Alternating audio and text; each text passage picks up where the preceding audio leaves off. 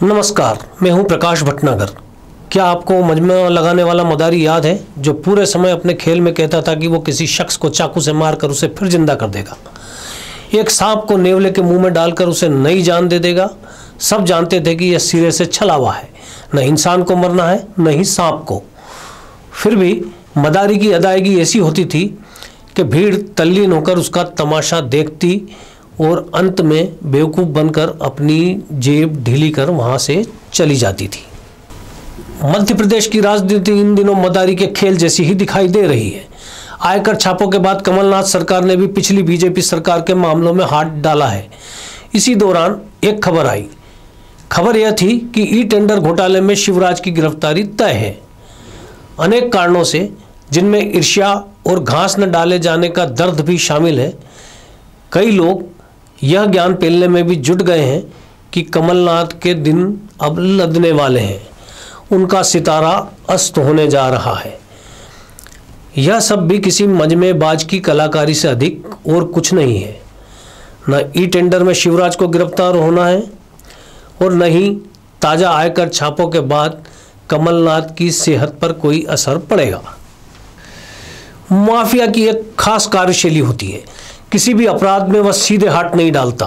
इसके लिए भाड़े के लोग लिए जाते हैं, काम वो करते हैं और नाम माफिया का होता है। अपराध करने वाला पकड़ा जाए तब भी यह साबित करना सबसे कठिन होता है कि इसके लिए माफिया सरगना ने आदेश दिया था। बिहार के गिरोहबाज राजनेताओं में शामिल आनंद मोहन सिंह और मोहम्मद शहाबुद्दीन ने हेकड़ी में यह सावधानी नहीं बरती। आनंद मोहन सिंह ने खुद एक कलेक्टर की हत्या की और शहाबुद्दीन ने भी दो सगे भाइयों की जान लेने के काम को अपने सामने अंजाम दिया।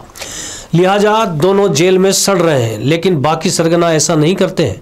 वे चाहे घोषित अपराध जगत से हो या फिर हो अघोषित अपराध जगत यानी राजनीति से, गलत काम में वो कारिंदों की मदद लेते हैं। ऐसा करते समय उनके चेहरे पर उस आदमी की तरह भाव होता है जो मुर्गा खाने की चाह में उसकी दुकान पर जाता है, खाने लायक जिंदा मुर्गे का चयन करता है, लेकिन उसे काटे जाते समय वह निगाह फैल लेता है। चेहरे पर ऐसे ही भाव रखकर किसी ई टेंडरिंग घोटाले को अंजाम दिलवाया गया और कक्कड़ तथा शर्मा जैसे चेहरों को हर तरह का संरक्षण प्रदान किया गया।